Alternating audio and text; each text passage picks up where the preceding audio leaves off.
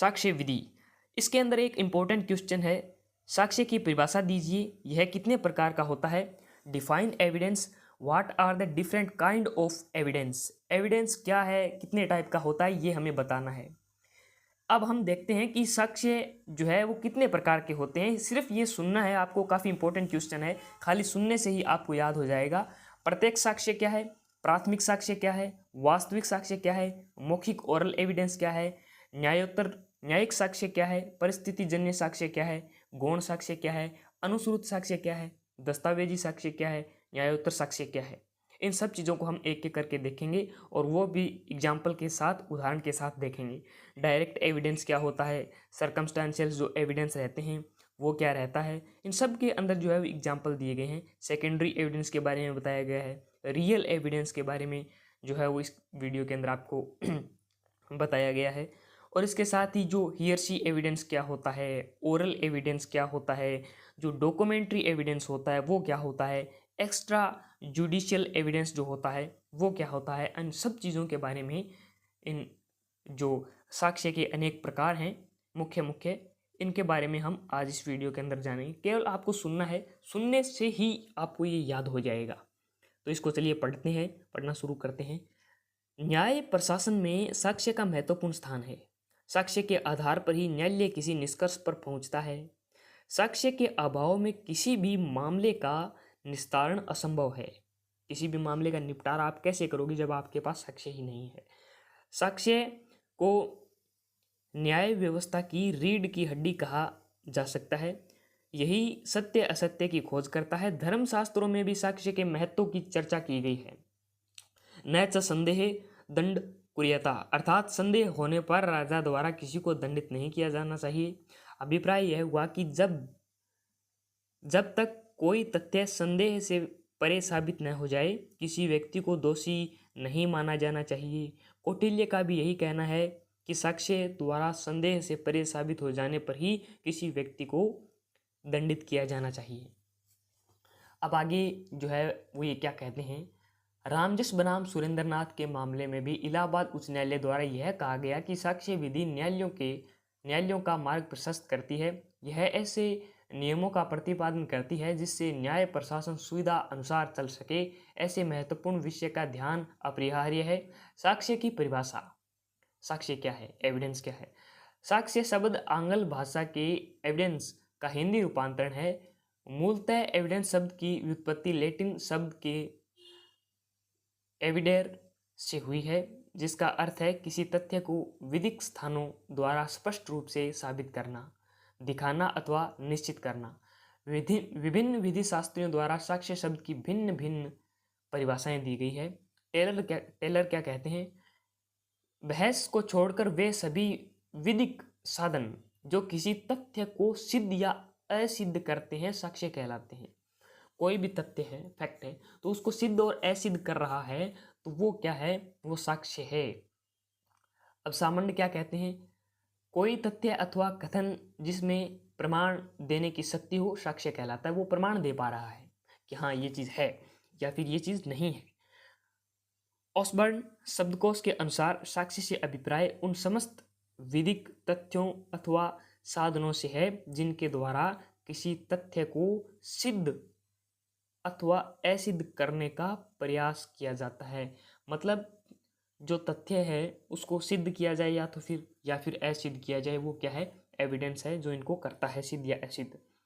अब ये आगे क्या कह रहे हैं वो भी हम देखते हैं।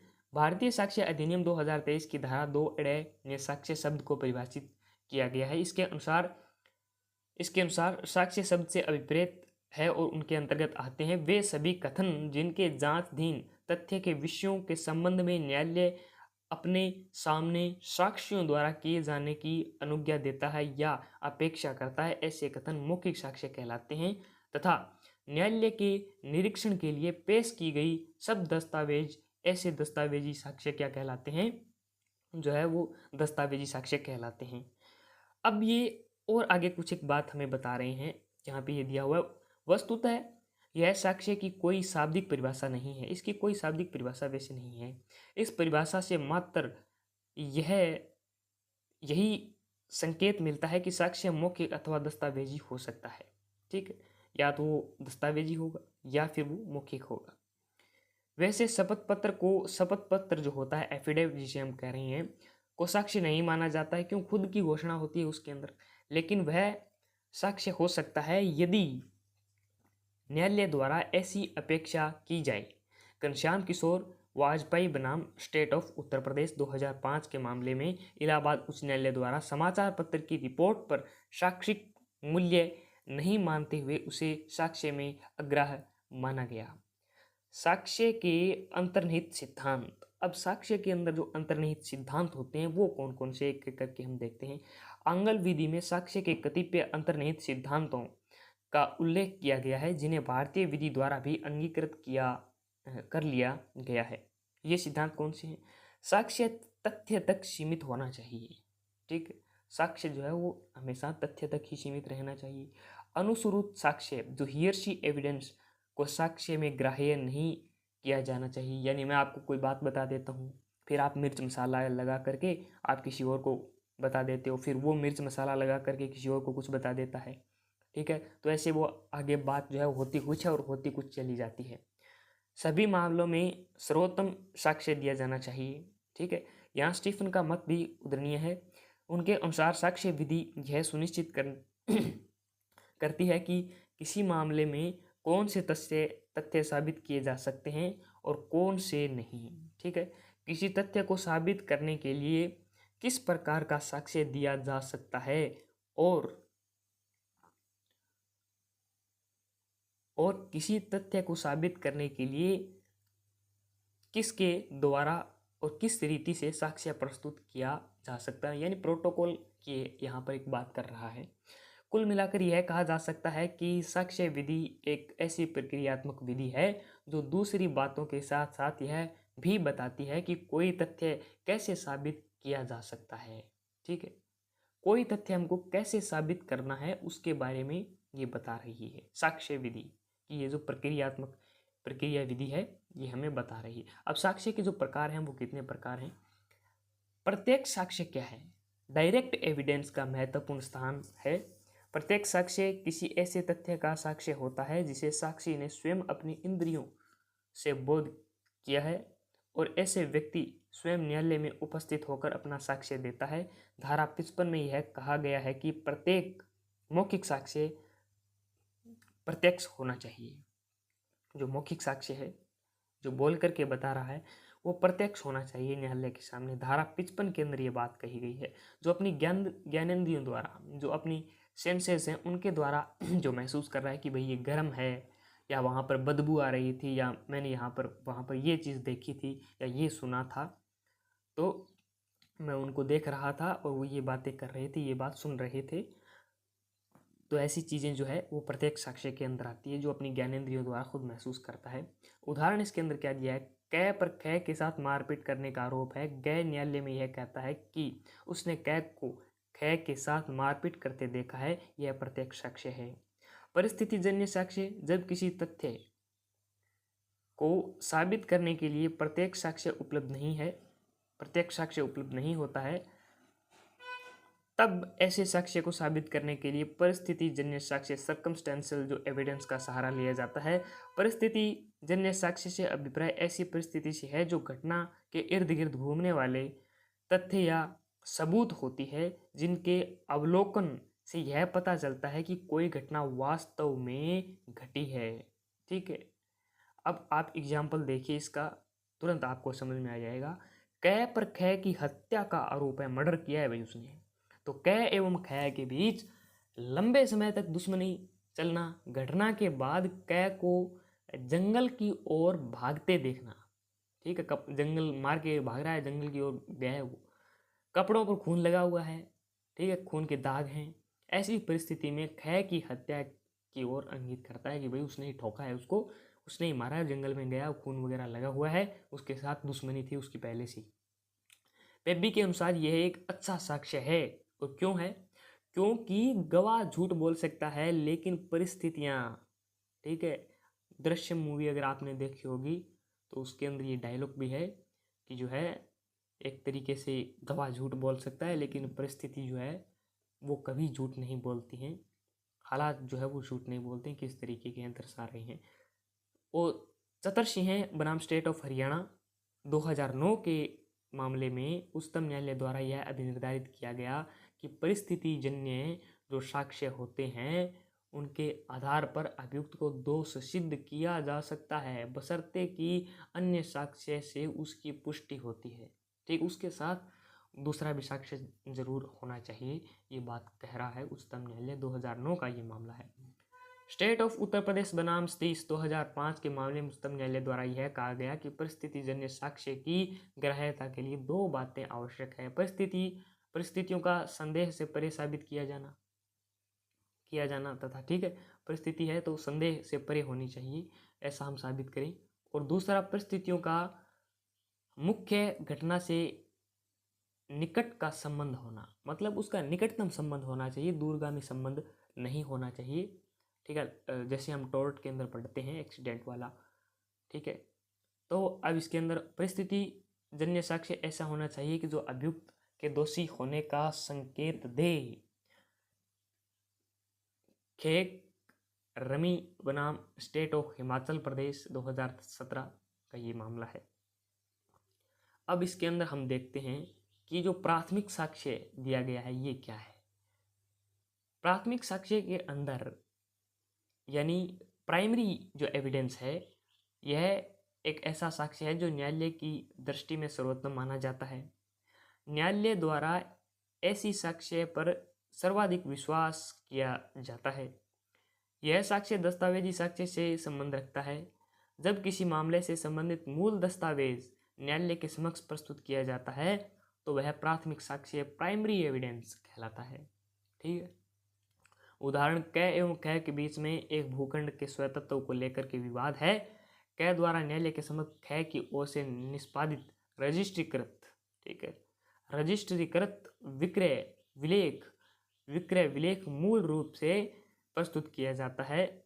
तो ये विक्रय विलेख क्या हो गया, ये प्राथमिक साक्ष्य हो गया, जिसको हम प्राइमरी एविडेंस कहेंगे।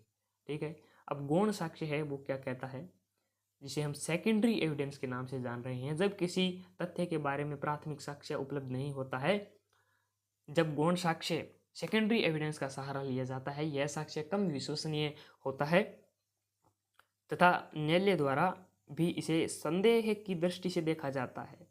गौण साक्ष्य में निम्नलिखित को सम्मिलित किया जाता है।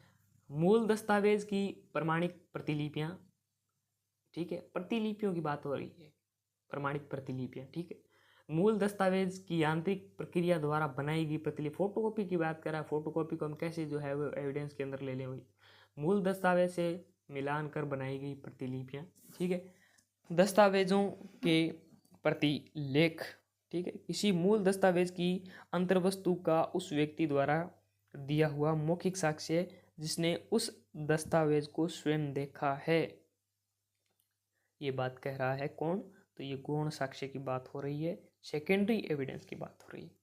प्राथमिक साक्ष्य है वो क्या कह रहा है, रियल एविडेंस के बारे में हम आपको बताएंगे। अब वास्तविक साक्ष्य जो है, रियल एविडेंस, वह साक्ष्य जो न्यायालय के समक्ष इस ढंग से प्रस्तुत किया जाता है कि न्यायालय या मजिस्ट्रेट स्वयं उसे देखकर अपनी ज्ञानेंद्रियों से सही बात का अनुमान लगा लेता है। खुद लगा लेगा भाई जज कि सही है या गलत है, क्या है। क पर ख की तलवार से हत्या करने का आरोप है। न्यायालय के समक्ष वह तलवार तथा क एवं ख के रक्त रंजिश कपड़े प्रस्तुत किए जाते हैं। न्यायालय तलवार एवं कपड़ों को देखकर हत्या का अनुमान लगा सकता है। अब न्यायालय को पता चल जाता है, कोर्ट को भी, यहाँ इसने तलवार से काट दिया बंदे को, खून लगा हुआ है, खून इसके सर पर सवार है। ठीक है, तो वो किस तरीके का अनुमान लगाता है वो न्यायालय के विवेक के ऊपर डिपेंड करता है। अनुश्रुत साक्ष्य, सुनी सुनाई साक्ष्य, ये मैंने आपको बताया। घटना को अपनी आंखों से देखा होना चाहिए भैया, किसी तथ्य या बात को अपने कानों से सुना नहीं है अथवा किसी तथ्य का स्वयं अपनी ज्ञानेंद्रियों से बोध नहीं किया है। मतलब आप जो है वो हियर सी एविडेंस सुन लेते हो, ठीक है, कुछ भी, जैसा कि इसके अंदर एग्जाम्पल दिया गया है। कै पर ख के घर के चोरी करने का आरोप है। गै एक साक्षी न्यायालय में है, कहता है कि उसने च के मुंह से सुना है कि कै ने ख के घर में चोरी की है, गै की। यह साक्ष्य अनुश्रुत साक्ष्य है। अब भाई आप दो लोग बात कर रहे हैं, ठीक है, और आप उनकी बात सुन लेते हो, ठीक है, फिर कोई और बंदा आपकी बात सुन लेता है किसी और को बताते हुए, तो ऐसे चेन बन जाती है जिनका कोई मतलब नहीं है। इनको हियरशी एविडेंस कहते हैं, सुनी सुनाई बातें जिनके ना हाथ होते हैं ना पैर होते हैं, फालतू का ये एक तरीके से हियरशी एविडेंस होता है। मौखिक साक्ष्य ओरल एविडेंस से अभिप्राय ऐसे साक्ष्य से है जो किसी व्यक्ति द्वारा स्वयं न्यायालय में उपस्थित होकर अपने मुंह से दिया जाता है, ठीक है। दस्तावेजी साक्ष्य डॉक्यूमेंट्री एविडेंस हो गया। डॉक्यूमेंट्री एविडेंस हो गया, किसी तथ्य को साबित या ना साबित करने के लिए साक्ष्य के तौर पर न्यायालय में दस्तावेज पेश किया जाता है, उसे क्या कहते हैं, दस्तावेजी साक्ष्य कहते हैं। न्यायिक साक्ष्य न्यायालय के समक्ष प्रस्तुत किया गया प्रत्येक मौखिक एवं दस्तावेजी साक्ष्य न्यायिक साक्ष्य कहलाता है। न्यायिक साक्ष्य सदैव न्यायालय के समक्ष प्रस्तुत किया जाता है, किया गया साक्ष्य ही होता है। न्यायालय के समक्ष जो प्रस्तुत किया जाता है वो ही न्यायिक साक्ष्य होता है। जो एक्स्ट्रा जुडिशियल एविडेंस होता है, ऐसा साक्ष्य या कथन जो न्यायालय के अलावा अन्य किसी स्थान पर या अन्य किसी व्यक्ति से किया जाता है, न्यायोत्तर साक्ष्य कहलाता है। यानी एक्स्ट्रा, न्यायालय के अलावा और कहीं एक्स्ट्रा जाकर के आपने बोल दिया है, ठीक है। अब इसके अंदर उदाहरण भी दिया गया है, ये आप पढ़ लेना। पुलिस साक्षी क्या होता है, ठीक। पुलिस साक्षी से अभिप्राय पुलिस अधिकारी के साक्ष्य से है। पुलिस साक्षी पर भी विश्वास किया जा सकता है, पुलिस अधिकारी इसके अंदर रहता है, ठीक है। वो बता रहा है पुलिस साक्षी जो है, पुलिस एविडेंस के हितबद्ध साक्षी क्या है, जो हमारा हित सोचता है, ठीक है। हितबद्ध साक्षी अभिप्राय सामान्यतः पक्षकार के रिश्तेदार, ठीक है, मित्र परिजन आदि इसके अंदर आते हैं। अविश्वसनीय नहीं माना जा सकता है इनको, ठीक है, विश्वसनीय ये रहते हैं, ऐसी बात नहीं है कि नहीं रहते हैं। केस आप पढ़ लेना। संयोगिक साक्ष्य, ठीक है, ये क्या कहता है, संयोगिक साक्षी, संयोगिक मतलब चांस विटनेस से अभिप्राय ऐसे संयोगवश जो बाई चांस घटनास्थल पर पहुंच जाता है। घटनास्थल पर आपने कुछ देख लिया, कहीं जा रहे थे आप, बैंक में जा रहे थे और कोई घटना हो रही थी, आपने देख ली, वो है ये संयोगिक साक्ष्य। पक्षद्रोही साक्ष्य, ठीक है, आपका जो पक्ष नहीं ले रहा है। पक्षद्रोही साक्ष्य से अभिप्राय ऐसे साक्ष्य से जो अपने ही पक्षकार के विरुद्ध साक्ष्य देता है। आपका ही रिश्तेदार कोई हो, ठीक है, वो आपके पक्ष में था और फिर वो क्या करता है, अपना पक्ष बदल लेता है, तो वो क्या है, पक्षद्रोही साक्ष्य है। केस आप पढ़ लेना। उम्मीद करता हूँ ये छोटा सा वीडियो आपको अच्छा लगा होगा। आपने वीडियो को सुना उसके लिए बहुत बहुत धन्यवाद। Thank you.